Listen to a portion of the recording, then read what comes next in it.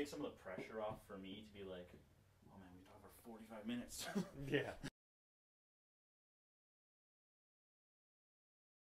You ready? Yeah. All right, welcome back. We're here for episode 4 of Crosstalk. I'm Tim. I'm Chris. And we're talking about an interesting topic today, so I'll let Chris start off the conversation. Well, we're talking about adaptations versus source material. Basically, people's reactions to it, good versus bad, and things of that nature. Mm-hmm. Really, it's sort of a passionate topic for me, especially lately, where you've been seeing a lot of adaptations about comic books specifically. That's what's driving, I think, this topic. But we'll talk about some of the other films based on books and things like that. But people get very angry when you change things like someone's race or gender, or perhaps the motivation of their character from the original to the adaptation. So with that in mind, I think we'll just get started here. Yeah. And Tim, what are your feelings about this topic? So I think you raise a really good point, which is people get very upset about adaptations, and for some very specific reasons. Yeah. And my opinion is generally that it's something to encourage change in adaptations, with exceptions of historical examples, because usually if something is set in ancient Egypt, for example, Yeah. we can talk about the really bad movie that just came out. I think Was it Gods of Egypt? Yeah. Where it was totally a white ethnic. Yeah, it was cast. very whitewashed. Yeah. Yeah, so those are bad examples. I know that's a fantasy film, but because it was set in a culturally specific setting, those are examples where it's bad. Certain regions, certain culture, maybe at least have one Egyptian person in it, where everybody's like white and English. Yeah. You can see how some people would get angry at that. Mind you, like you said, a little bit, when it comes to ancient Egypt, oftentimes you have fantasy to go along with that, right? Because there's still quite a bit of shrouded mystery about that period in time, and you could have I like how some fantasy films have done it, say like the 13th Warrior, they'll have somebody of a different ethnicity go to a different part of the world, right. And that's when you can have a whole bunch of white characters, and that minority character, well, I'm from a different land and I'm coming to your land, that's, I think, you can approach that. But when you get into situations like, a lot of the films that we look at from, I would say, 80s and backwards, they would often cast a white actor to portray a character of another ethnicity. Yeah. And examples that come to mind are Mickey Rooney in Breakfast at Tiffany's, where he plays an Asian man, and he's completely like so far away from being Asian that it's like ridiculous. Yeah. But like that example is an example where people now would be upset by it, but at the time they may not have, because the people watching the films at that time were very much white people, and so we've seen an appropriate shift away from that. Agreed. Yeah. But examples in today where we see white actors portraying other ethnicities, people automatically raise red flags about that, right? Agreed. Yeah, and also too, you can get into we can add the whole video game adaptation too. Not only do they oftentimes miss the soul of the original, but you have a race issue, like say the Prince of Persia, where we have Jake Gyllenhaal playing the Prince of Persia. Yeah, so he's not even close to being not even remotely close. The only person they had in that who was he was the villain, and he was the Mandarin Iron Man. It's not Ben Kingsley? Yeah, it is, and he's like 1/10 or something Persian, right? Okay. Actually, he is. So at least there's a little bit there, but it's like you have a white American actor playing the Prince of Persia. Yeah. Right? On John Oliver, they were talking about how is whitewashing still a thing, right? But it does. Yeah. Totally have him look at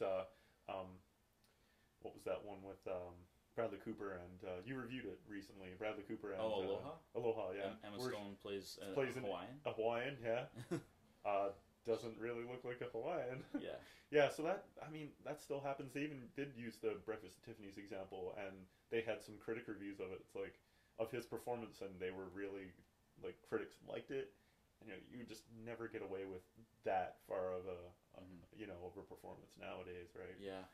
But what's interesting too, and like I don't want to get too caught up on race, because I think there's a lot of other problems with adaptations. Yeah. So for example, for me, you see, you kind of started talking about video games, but you see a video game adaptation of Doom, for instance, and it's interesting because it has an opening shot that is very much an homage to the game. Yeah. But then after that, it's just like chaos, and it doesn't really.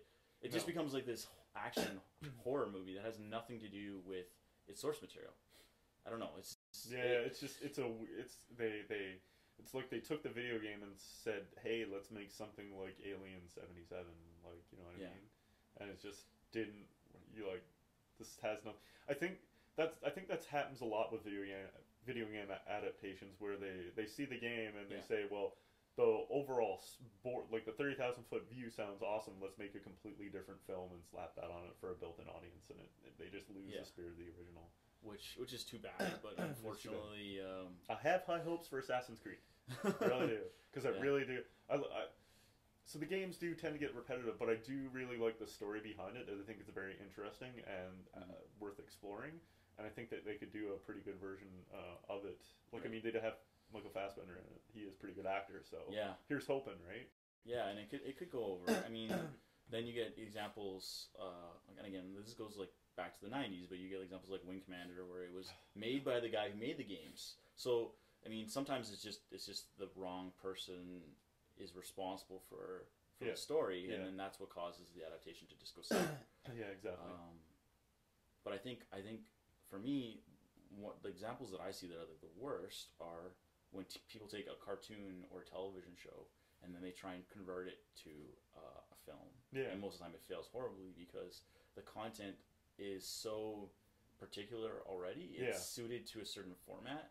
There's a difference between, hey, this doesn't fit because it's so a product of its time versus Optimus Prime should be fully blue or should be fully red and not have any blue on them. It's like, but red doesn't actually photograph properly, so we put like a red, like a blue flame.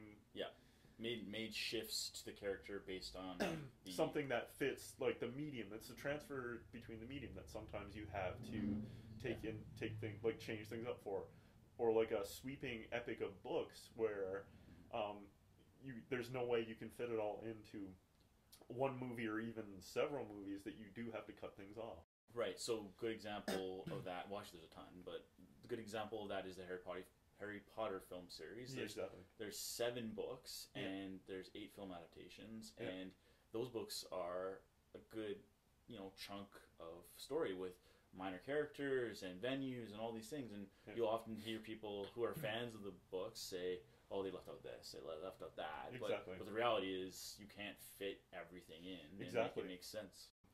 The great example of some of Stephen King's work, I mean, The Shining. I love The Shining. I love Stanley Kubrick's work.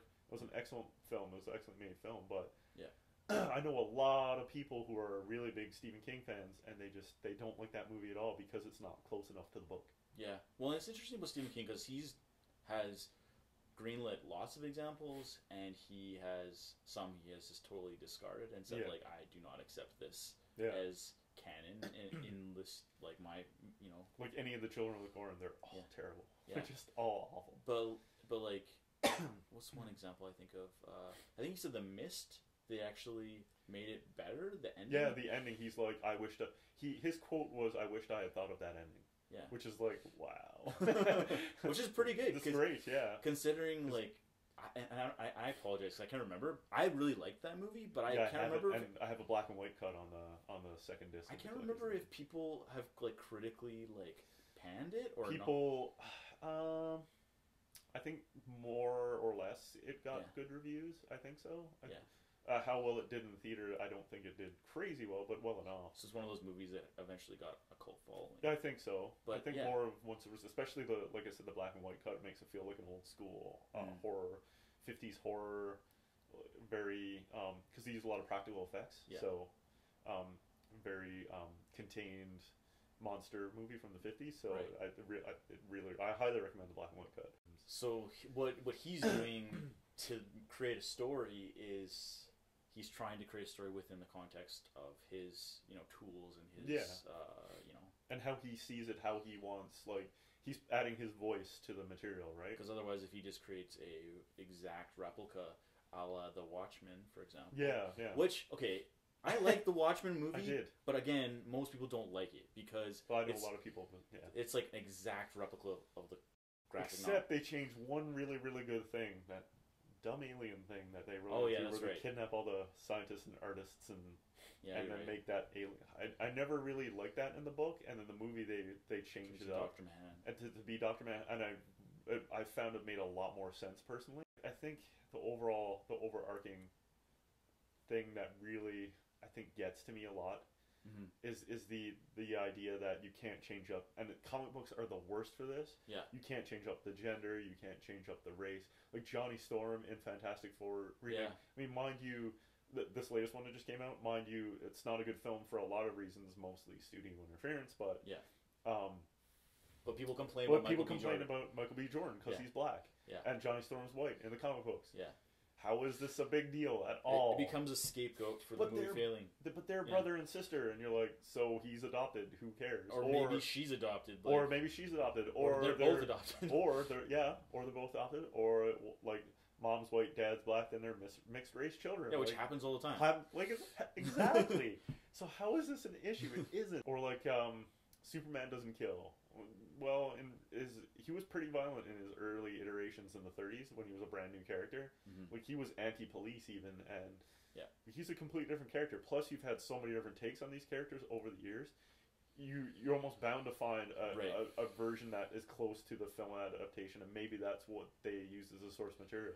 But people have a certain idea in their head based on what they grew up with of how Superman or Batman or Wonder or whatever should be, right? Yeah, which is why it's interesting that people are so on board with Ben Affleck's version of Batman, I because know. he's a version of Batman, which is fine and great, and that's good that they accept that, but like they can't accept a certain version of Superman, which is so counter. I don't know, it's just counterproductive. Yeah, it's odd. Like I would have personally, I find the bigger issue, and because I've read about it, apparently Batman kills in this movie. Yeah. And I actually take a bigger issue with that because pretty much I've never read, other than a few exceptions like Dark Knight Returns, for example, he very, very, very rarely kills. Right. And it's because to him, if he kills, then he's no better than those. He's just a criminal then with a bunch of gadgets and money and toys, right? So we kind of started touching upon examples of transitional characters or changing characters based on race or gender, and we were, I think you mentioned it, or we talked about it initially, but the Doctor Strange movie. Yeah. Right? So I know you have an interesting take on that, and obviously people are getting a little bit up in arms over Tilda Swinton playing the Ancient One, right? Yeah, exactly. So I mean, to me it's interesting because on one hand she's a woman playing a male character, which Marvel has totally approved in lots of other instances, and in fact in the comics they've started changing genders of characters or ethnicities of characters because they want to show that it's actually okay to do that in fantasy, right? Yeah, and they want to be more inclusive, right? Right? Yeah, I think it's the time for it now, I think, right? Absolutely. But what's interesting to me about that is, and we haven't really touched on this yet, but when is it okay when someone is a gendered character playing another gender? Like, I think it's totally acceptable to change it over, but what do you do when you're playing a character who is a different ethnicity? Because there's so much history of white people playing other ethnicities, and now Tilda Swinton is doing the exact same thing, right? So in this case, I think they can kind of get away with it, and here's why. Yeah. Because the Ancient One, as described in, if you've read any Doctor Strange, I don't know if you have or not. Yeah, I have. Yeah. I have a little bit. So if you've read anything about it, you'll know that the Ancient One is actually this mystical being who's basically actually genderless and raceless. Right. They just depicted him as a male, what was the Tibetan, right? Yeah. In the comic books. So you could, if you establish him as sort of if you establish this entity as the mystic entity, because they are going, from what I've read about it, they're going really, really mystic with this. They're introducing magic to the MCU, right? Yeah. So if you're going really mystic with it, and it is a mystic entity, I think you can get away with it. And it has a lot to do with a history in Hollywood of creating roles for white people when they could have created roles for the proper or correct ethnicity. Exactly. It's so when you already have that going, when you already have whitewashing, and you go from minority to white, you definitely get a lot more backlash. Whereas the other way, you'll usually get racist people complaining about it.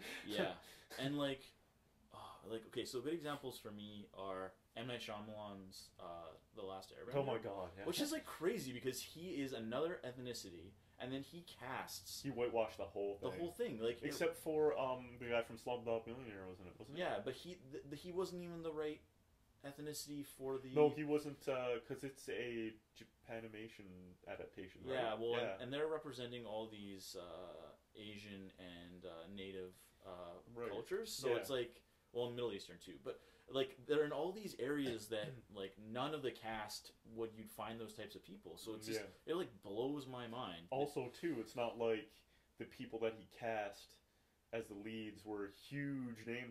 Yeah. And it's a white guy. You know? Yeah. So it's weird because like it happens a lot with biblical movies. Like it's crazy how much it happens. Like I was doing a little bit of research before this, and there's. Gods of Egypt, which I guess that's not biblical, but it's like in that sort of like vein of thing. And then there's Exodus, and then there's Noah, and all these movies set in Middle Eastern cultures are all white casts. Biblical's a little different though, because if you ask most Christians, they'll tell you that Jesus was white. Right. When in actual fact, born in the Middle East, probably at least brown. You know what I mean? Yeah. So, or like Jim Caviezel playing Jesus in Passion Rice. Like it just happens all the time. But that's how most people that's how most people envision Christ. They envision the European version. Like so, I guess that's that's the original whitewashing right there. And we also could talk about that for a while, so that's why I don't want to talk too much. But okay, so another thing, and I feel like it's problematic to talk about this because this is kind of how we ended the last discussion. But I wanted to talk about... We're going about Ghostbusters? We're going to kind of talk about Ghostbusters. So Ghostbusters is coming out, and it's an all-female-led cast. Yes, yeah. And I don't know if you read this, and I read this article, and it's like a year old, and I don't know if this is still true, but they're going to be creating another Ghostbusters movie called Ghost Corps. I don't know if that is totally gone now. It was, but it's... I don't think they're... I don't know if I think it's in a holding pattern because they were gonna do one like a superstar with Channing Tatum and Chris Pratt and you know a bunch of really big. So what I learned about that was interesting is like because Channing Tatum is attached to another film franchise that was recently rebooted and has done fairly well. 21 Jump Street. So did you hear that they're creating a female version of 21 Jump Street? Yes. Which I find like again.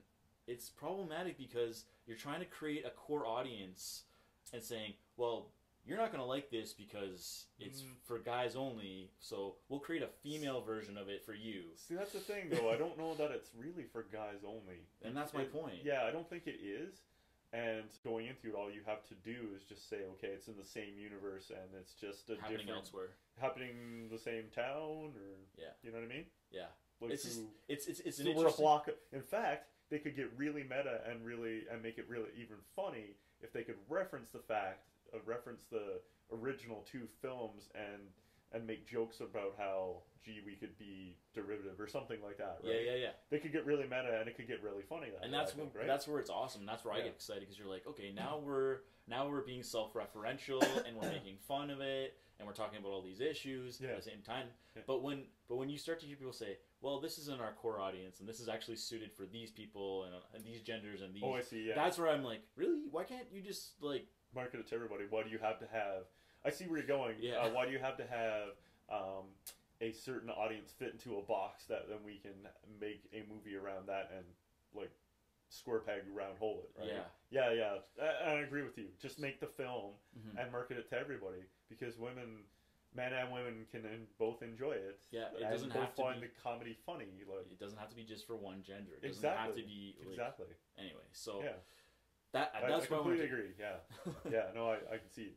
So, but if you have the right, like if you have Lord and Miller associated with it, like they were with the, you could get something I think that could be brilliantly funny, like the end credits of 22, Yeah. where they do all the potential sequels, Yeah. and they recast like one of the characters, and Yeah, Seth it was Rogen like to be yeah, Jonah Hill. exactly, and it was like super meta, but it was super funny. Yeah. Anyway, I just wanted to bring that up because I was thinking about it. And I was like, there's another example I had, and I can't remember what it is anymore. But that was the one that I got really excited about because I was like, oh, that could be really funny if they did it well. But if they did it right, wrong, and again, we don't know how Ghostbusters is going to work out. Yeah. But if they do Ghostbusters wrong, then all of a sudden this franchise that could become really interesting and even larger and updated and modernized and stuff like that. Totally gets destroyed because of one issue that people decide to latch onto, like create a straw man. Right? Exactly. And I think if Ghostbusters fails, it won't be because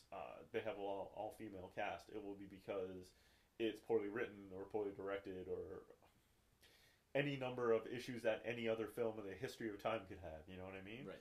So the trailers have been kind to it, but we'll see. I mean, it's not always indicative of a final product, right? Yeah. So I'm hoping against hope that it's going to be really good, actually, and just shut everybody up, right? Yeah. So yeah. Yeah, me too. So anyway, I don't know if I think we've covered all. I don't know if you think that's it, but yeah, I think we've definitely gone down pretty much all the roads we wanted to go down, and yeah, absolutely. So I think we'll sign off from here.